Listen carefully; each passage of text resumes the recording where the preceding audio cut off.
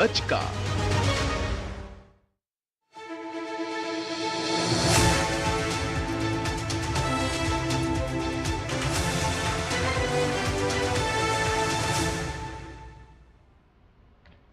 नमस्कार, स्वागत है आप सभी का डीडी न्यूज में। आपके साथ न्यूज 10 लेकर हाजिर हूं मैं संध्या शर्मा। आइए बुलेटिन की शुरुआत करते हैं हेडलाइंस के साथ। प्रधानमंत्री आज वीडियो कॉन्फ्रेंसिंग के जरिए रोजगार मेले में सरकारी नौकरी में 51,000 से अधिक नवनियुक्त युवाओं को नियुक्ति पत्र करेंगे वितरित। देश भर में 47 स्थानों पर होगा आयोजन।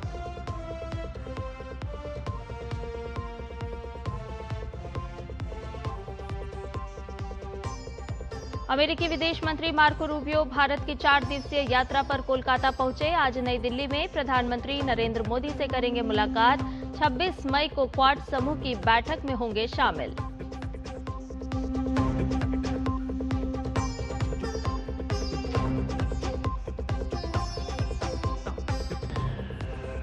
अफ्रीका के कांगो में इबोला वायरस के प्रकोप से अब तक 175 से अधिक लोगों की मौत। WHO ने सार्वजनिक स्वास्थ्य जोखिम को बहुत उच्च श्रेणी में रखा।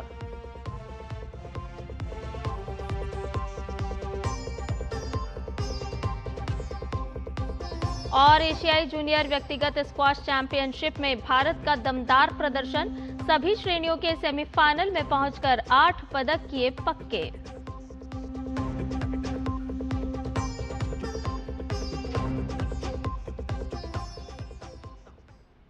और अब सभी समाचार विस्तार के साथ। प्रधानमंत्री नरेंद्र मोदी आज सुबह 11 बजे वीडियो कॉन्फ्रेंसिंग के जरिए 19वें रोजगार मेले में विभिन्न सरकारी विभागों और संगठनों में 51,000 से अधिक नवनियुक्त युवाओं को नियुक्ति पत्र वितरित करेंगे।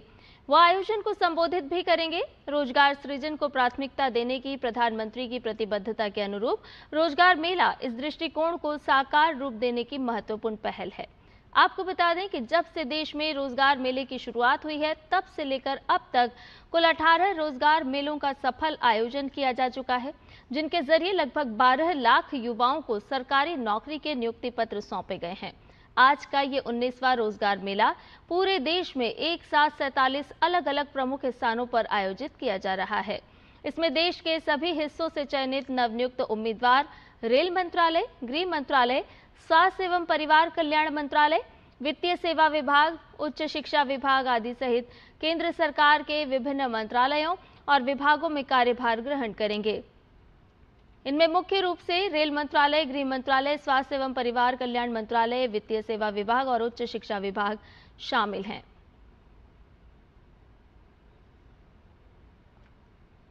प्रधानमंत्री नरेंद्र मोदी ने इस आयोजन के बारे में अपने एक्स अकाउंट पर जानकारी देते हुए लिखा है, देश भर के अपने युवा साथियों के उज्जवल भविष्य और सशक्तिकरण के लिए हमारी प्रतिबद्धता अटूट है।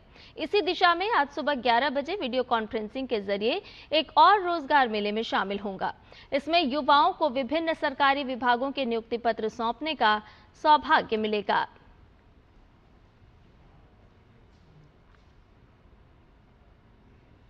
अमेरिका के विदेश मंत्री मार्को रूबियो अपने 4 दिवसीय भारत दौरे पर हैं।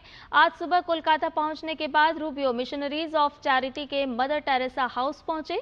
कोलकाता के बाद रूबियो आज नई दिल्ली आएंगे, जहां वो प्रधानमंत्री नरेंद्र मोदी से मुलाकात करेंगे।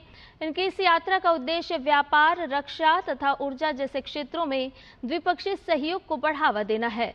ये रूबियो की पहली भारत यात्रा है। इस यात्रा के दौरान रूबियो आगरा और जयपुर भी जाएंगे। रूबियो 26 मई को नई दिल्ली में क्वाड समूह की बैठक में शामिल होंगे। ये बैठक विदेश मंत्री डॉक्टर एस जयशंकर की अध्यक्षता में आयोजित हो रही है। ऑस्ट्रेलिया, जापान और अमेरिका के विदेश मंत्री भी इस बैठक में हिस्सा लेंगे।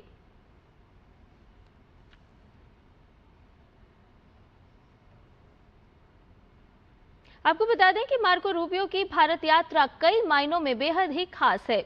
आज से भारत यात्रा पर अमेरिकी विदेश मंत्री क्वाड विदेश मंत्रियों की बैठक में हिस्सा लेने वाले हैं। क्वाड साझेदारी और रक्षा सहयोग पर चर्चा में भी वो शामिल होंगे।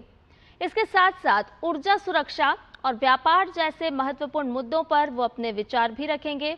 तो मार्को रूबियो की जो भारत यात्रा है वो कई मायनों में बेहद ही खास और महत्वपूर्ण मानी जा रही है। ऊर्जा, सुरक्षा और व्यापार जैसे महत्वपूर्ण मुद्दों पर वो अपने विचार रखते हुए नजर आएंगे और इसके साथ साथ डॉक्टर एस जयशंकर के साथ वो मुलाकात भी करेंगे। द्विपक्षीय बैठक उनकी होनी है और इतना ही नहीं, प्रधानमंत्री नरेंद्र मोदी से भी उनके मुलाकात करने का कार्यक्रम है। इसके अलावा भारत अमेरिका रणनीतिक साझेदारी के लिहाज से भी मार्को रूबियो का ये जो दौरा है वो बहुत ही अहम है। पश्चिम एशिया में उत्पन्न चुनौतियों के बीच रूबियो का दौरा बहुत ही अहम और महत्वपूर्ण माना जा रहा है। समुद्री सुरक्षा और क्षेत्रीय स्थिरता जैसे अहम मुद्दों पर चर्चा होने की संभावना यहां पर नजर आ रही है। इंडो पैसिफिक क्षेत्र में रणनीतिक सहयोग को और भी इसके माध्यम से मजबूती मिलती हुई नजर आएगी। तो मार्को रूबियो की जो भारत यात्रा है वो बहुत ही महत्वपूर्ण मानी जा रही है। दरअसल क्वाड विदेश मंत्रियों की बैठक 26 मई को नई दिल्ली में आयोजित होगी। इस बैठक में अमेरिका के विदेश सचिव मार्को रूबियो के साथ साथ ऑस्ट्रेलिया की विदेश मंत्री पेनी वोंग, जापान के विदेश मंत्री तोशिमित्सु मोतेगी शामिल होंगे। ये सभी विदेश मंत्री डॉक्टर एस जयशंकर के निमंत्रण पर भारत आ रहे हैं। इस बैठक में क्वाड सहयोग को बढ़ाने पर विशेष तौर पर चर्चा होगी। ये सभी विदेश मंत्री डॉक्टर एस जयशंकर के साथ द्विपक्षीय मुलाकात भी करेंगे और इसके साथ ही प्रधानमंत्री नरेंद्र मोदी से भी मुलाकात करेंगे।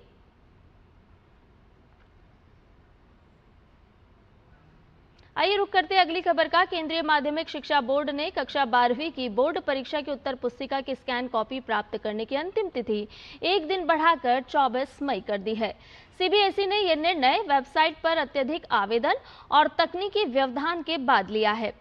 छात्रों को आ रही परेशानी को ध्यान में रखते हुए बोर्ड ने यह निर्णय लिया है ताकि कोई भी छात्र इस सुविधा से वंचित ना रहे। बोर्ड के मुताबिक विद्यार्थियों को उत्तर पुस्तिका की स्कैन कॉपी मिलने के बाद पुनर्मूल्यांकन का आवेदन करने के लिए 2 दिनों का समय मिलेगा।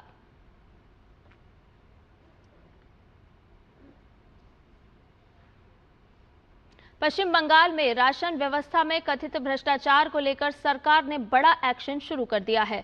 मुख्यमंत्री शुभेंदु अधिकारी ने खाद्य मंत्री अशोक कीर्तनिया को सख्त कार्रवाई और निगरानी बढ़ाने के निर्देश दिए हैं।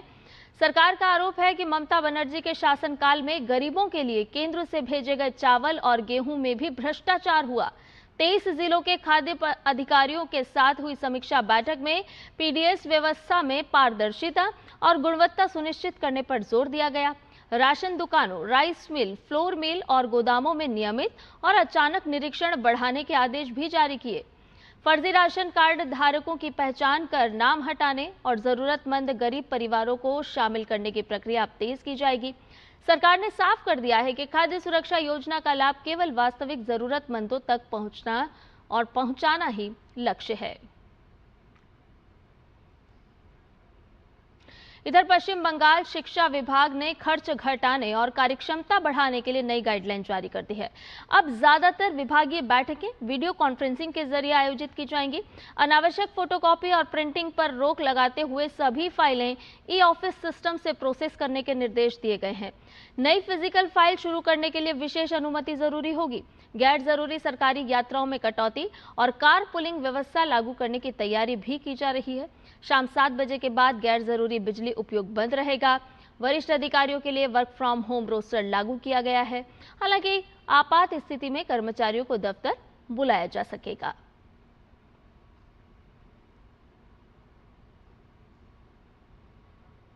बात करते हैं मौसम की। देश भर में भीषण गर्मी का प्रकोप जारी है।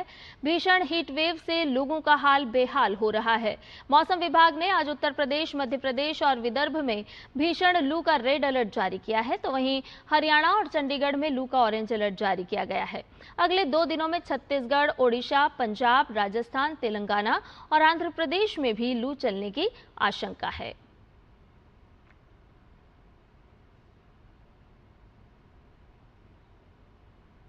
वहीं राजधानी नई दिल्ली में मौसम ने आज सुबह अचानक से करवट ले ली। यहां कुछ इलाकों में हल्की बारिश दर्ज की गई, जिसके चलते लोगों को गर्मी और उमस से कुछ फौरी राहत मिलती हुई नजर आई।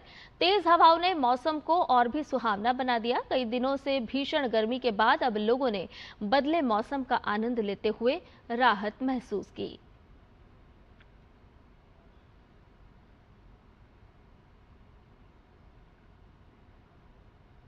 बुलेटिन में खबरें और भी हैं, लेकिन फिलहाल रुक रहे एक छोटे से ब्रेक के लिए, जल्द हाजिर होंगे।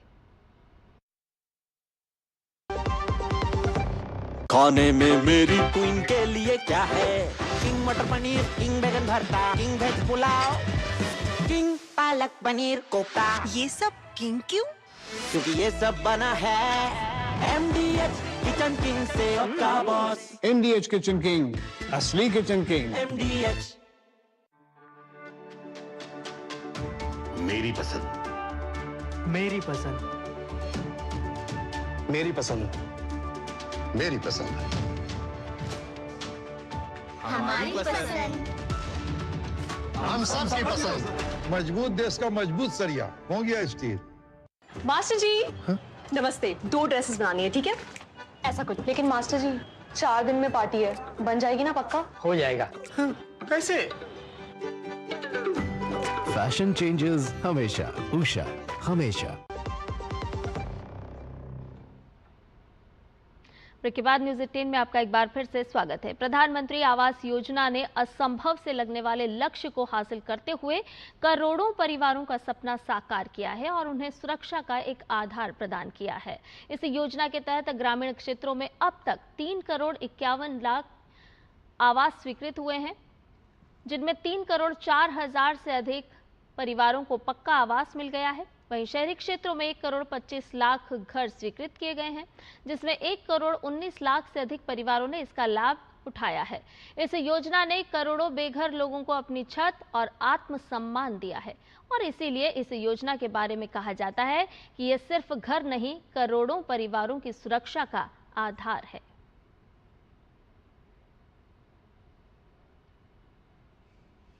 मेक इन इंडिया की ताकत से भारत का टेक्सटाइल सेक्टर अब दुनिया के बड़े मैन्युफैक्चरिंग हब के रूप में उभर रहा है। $34 बिलियन से ज्यादा का निर्यात, करोड़ों लोगों को रोजगार और 2030 तक $350 बिलियन की अर्थव्यवस्था बनने का लक्ष्य। कपास से लेकर फैशन तक, गांव से लेकर ग्लोबल मार्केट तक भारत का वस्त्र उद्योग नई उड़ान भर रहा है। कैसे टेक्सटाइल सेक्टर बन रहा है भारत की विकास गाथा का मजबूत धागा, देखिए हमारी इस खास रिपोर्ट में।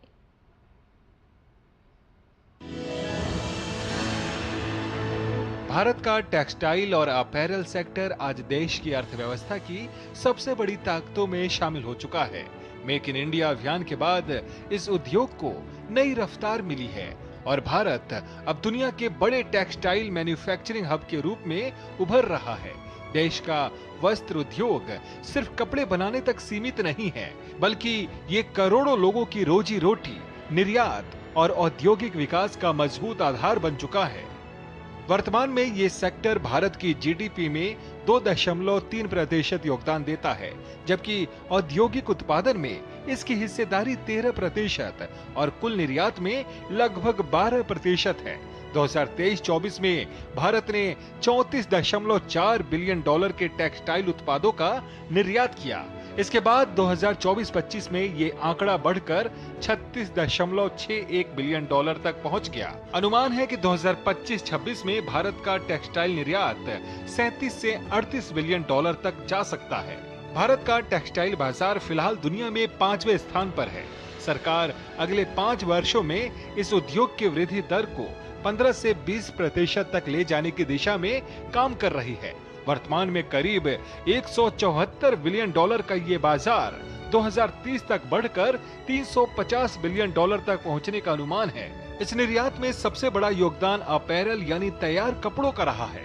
2023-24 में कुल निर्यात में अपैरल की हिस्सेदारी 42% थी, जो 2024-25 में बढ़कर 43.4% हो गई।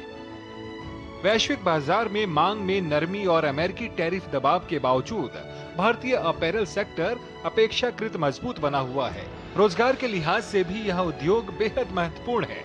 कृषि के बाद टेक्सटाइल सेक्टर देश का दूसरा सबसे बड़ा रोजगार देने वाला क्षेत्र है। 2023-24 में इस उद्योग ने सीधे तौर पर करीब 4.5 करोड़ लोगों को रोजगार दिया।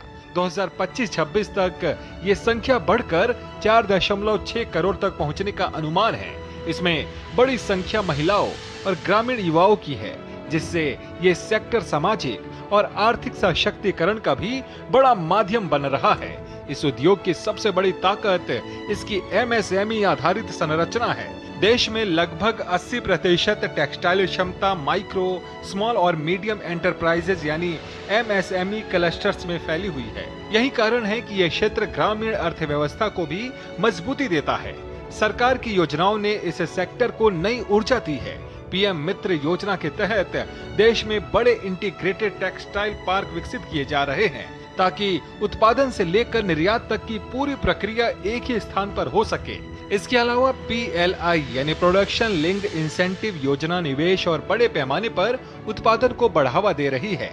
वहीं टेक्नोलॉजी अपग्रेडेशन फंड स्कीम यानी TUFS आधुनिक मशीनरी और तकनीक अपनाने में उद्योग की मदद कर रही है। साफ है कि भारत का टेक्सटाइल और अपैरल उद्योग अब केवल पारंपरिक उद्योग नहीं रहा, बल्कि ये देश की आर्थिक प्रगति, निर्यात वृद्धि और रोजगार सृजन का बड़ा इंजन बन चुका है। आने वाले वर्षों में मेड इन इंडिया टेक्सटाइल उत्पाद वैश्विक बाजार में भारत की नई पहचान बना सकते हैं। अजय मिश्रा की रिपोर्ट, DD न्यूज। और अब खबरें कान फिल्म फेस्टिवल से जुड़ी।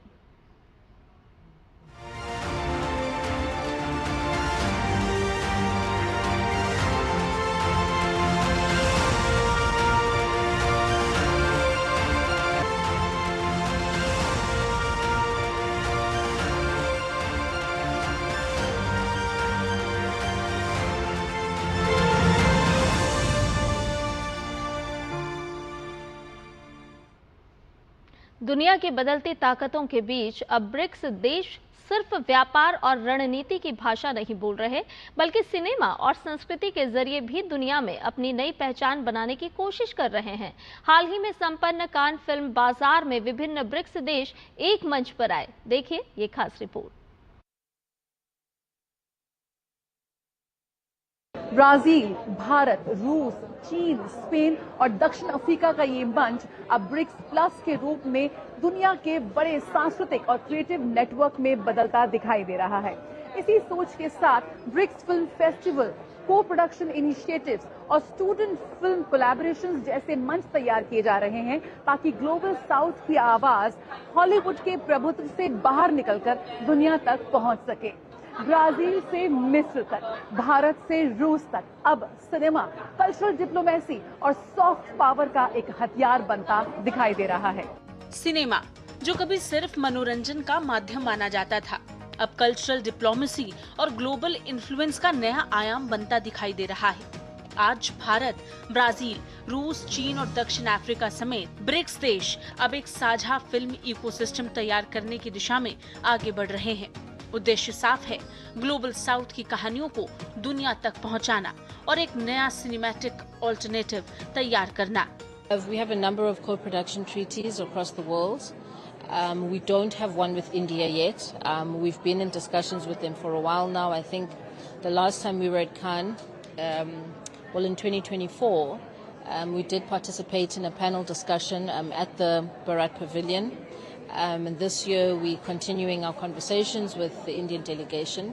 I think the biggest thing also is obviously the BRICS relationship between South Africa and India. So the relationship stems across many things. I think what has solidified our relationship is with BRICS. And I mean, obviously, when the leadership from India was in South Africa recently for the G20, that strong relationship, those strong relations between South Africa and India were shown most prominently.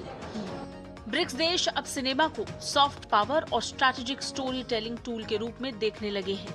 इसलिए BRICS देशों के बीच को production, talent exchange और collaborative story telling पर जोर बढ़ रहा है ताकि सदस्य देशों के बीच कम समय में संयुक्त फिल्म निर्माण हो सके और अलग अलग संस्कृतियों और समाज की कहानियाँ एक साझा मंच पर सामने आ सकें। मुझे लगता है कि ब्रिक्स इन देशों के एक साथ आने की ताकत और शक्ति दिखाने आया और यहाँ मैं ये कहना चाहूंगी कि मैं भारत और ब्राजील को साथ देकर कितनी सराहना करती हूँ। SKCine के अध्यक्ष के तौर पर मैं वाकई भारत और ब्राजील के बीच को प्रोडक्शन को और करीब लाने की कोशिश कर रही हूँ और मैं चाहती हूँ कि भारत का प्रोडक्शन ब्राजील में, खासकर साओ पाउलो शहर में बेहतर तरीके से जाना जाए। मुझे लगता है कि साओ पाउलो में भारत के साथ बहुत कुछ समान है। इस इनिशिएटिव का फोकस सिर्फ फिल्में बनाना नहीं, बल्कि कल्चरल एक्सचेंज, क्रिएटिव कोलैबोरेशन और पीपल टू पीपल कनेक्टिविटी को मजबूत करना है। Cinema is art, and of course it's business, and it's the thing that can unite people and of course unites our countries. I believe that this is very important for us today, for connecting and for making even stronger relations within each year. And as for the collaboration, I also can say that recently a lot of Indian films are being broadcasted in Russia, and so there are a lot of Indian really good films on Russian film festivals and Moscow film festivals, and I really appreciate watching them, meeting colleagues from India. And as for the Russian content, I can also say that some of our films are being broadcasted in India. विशेषज्ञ मानते हैं कि Bharat, Brazil, रूस और दक्षिण Africa जैसे देशों के पास अपनी अपनी मजबूत सिनेमैटिक आइडेंटिटीज हैं, जिन्हें एक साझा ग्लोबल प्लेटफॉर्म पर लाया जा सकता है। यानी कि अब ब्रिक्स सिर्फ ट्रेड कॉरिडोर नहीं बल्कि कल्चरल कॉरिडोर भी बनना चाहता है। भारत जहां हर साल हजारों फिल्में बनती हैं, इस नए कल्चरल इकोसिस्टम में एक बड़ी भूमिका निभा सकता है, क्योंकि आने वाले समय में ग्लोबल इन्फ्लुएंस सिर्फ आर्थिक ताकत तय नहीं करेंगे, बल्कि इस बात से भी तय होगा कि दुनिया किसकी कहानियां देख रही है और किसकी संस्कृति दुनिया की इमेजिनेशन को शेप कर रही है। यही वजह है कि ब्रिक्स अब एक नई सिनेमैटिक डिप्लोमेसी लिखता दिखाई दे रहा है। कैमरा पर्सन अजीत के साथ जया सिन्हा, डीडी न्यूज। 79वें कान फिल्म फेस्टिवल में जहां भारतीय सिनेमा अपनी मजबूत मौजूदगी दर्ज करा रहा है, तो वहीं रेड कारपेट और ग्लोबल फैशन मंच पर भी भारत की समृद्ध विरासत का खास जलवा देखने को मिला। प्रसिद्ध फैशन डिजाइनर सामंत चौहान ने कान में अपने खास काउंटर कलेक्शन के जरिए भारतीय कारीगरी को अंतर्राष्ट्रीय पहचान दी। भागलपुरी सिल्क से तैयार इस कलेक्शन में पारंपरिक भारतीय टेक्सटाइल से बने मॉडर्न ब्राइडल कलेक्शन पेश किए गए, जिसने विदेशी दर्शकों का ध्यान अपनी ओर आकर्षित किया।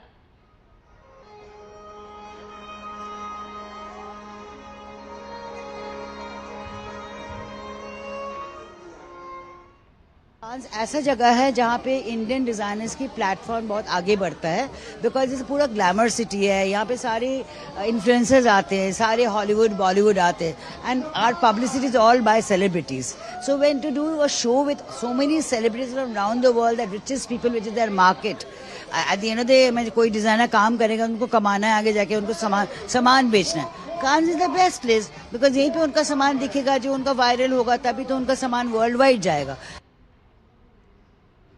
डिजाइनर सामंत चौहान जो जाने चाहते हैं भारतीय परिधानों को, भारतीय कारीगरी को वैश्विक मंच पर लाने के लिए। बहुत बहुत स्वागत है डीडी न्यूज पर। सबसे पहले आपसे जानना चाहेंगे, बेहद खूबसूरत और बहुत ही खूबसूरती के साथ जो भारतीय और पाश्चात्य संस्कृति का हमने ये संगम देखा, इंडो वेस्टर्न, कैसे आपने कॉन्सेप्चुलाइज किया अपने इस पूरे शो को? वही आइडिया था, फैब्रिक इंडियन होना चाहिए और सिल्वेट जो वेस्टर्न जो हमसे खरीदते हैं या हम उनको बेच पाए, so that was the idea. And Samant इसलिए भी जाने जाते हैं आप क्योंकि भागलपुरी सिल्क को आप वैश्विक मंच पर लेकर आए, और जिस तरह से भारतीय सिल्क को आज लोकप्रियता मिल रही है, कहीं ना कहीं उसका श्रेय आपको जाता है। कैसे शुरुआत हुई और सिल्क और आपके बीच के इस रिश्ते की? कॉलेज में जब था मैं, तो मुझे लगता था कि जो हम लोग सिल्क बना रहे हैं भागलपुर में वो बहुत ही यूनिक है, बट एवरीवन यूज्ड टू से कि ये टसर है, ये रॉ सिल्क है, तो अवेयरनेस काफ़ी कम थी। सो वो चैलेंज को मैंने लिया कि अगर बैंगलोर सिल्क को बैंगलोर बोलते हैं, मैसूर से जो सिल्क आता है उसको मैसूर बोलते हैं, कांजीवरम से जो सिल्क आ रहा है उसको कांजीवरम सिल्क बोलता है, जो भागलपुर में सिल्क बन रहा है उसको भागलपुर सिल्क क्यों नहीं बोलते। सो वो जिद थी और उसके बाद मैंने उसी पे काम करना शुरू किया, और आज भागलपुर सिल्क को जियो टैग मिला है, एंड हाँ GI टैग मिला है। तो बहुत बहुत शुक्रिया हमसे बात करने के लिए। समन, यकीनन इन लग्जरी ब्रांड्स के बीच भारतीय डिजाइन्स और भारतीय सिल्क यकीनन अपनी जगह बना रहे हैं।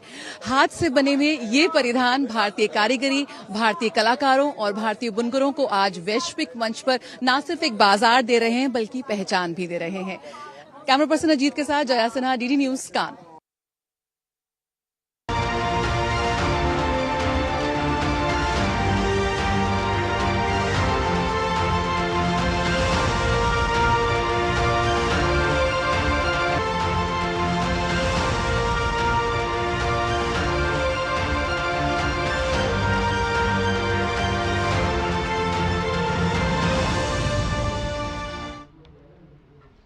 आइए रुक करते हैं अन्य खबरों का। अफ्रीका के कांगो में इबोला वायरस के प्रकोप से अब तक 177 लोगों की मौत हो चुकी है और लगभग 750 संदिग्ध मामले सामने आए हैं। विश्व स्वास्थ्य संगठन ने इसको लेकर चिंता जाहिर की है। WHO के महानिदेशक टेड्रोस अधानोम ने कहा है कि राष्ट्रीय और क्षेत्रीय स्तर पर जोखिम बहुत ज्यादा है। अफ्रीका रोग नियंत्रण और रोकथाम केंद्र ने भी इस प्रकोप को नियंत्रित करने के लिए क्षेत्रीय सहयोग बढ़ाने का आह्वान किया है।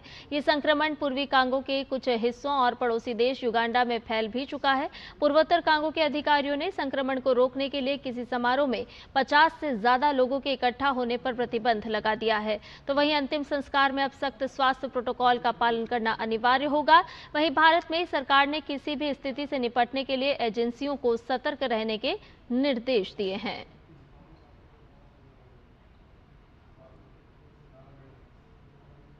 न्यूज़ 18 में फिलहाल के लिए इतना ही। मुझे दीजिए इजाजत। नमस्कार।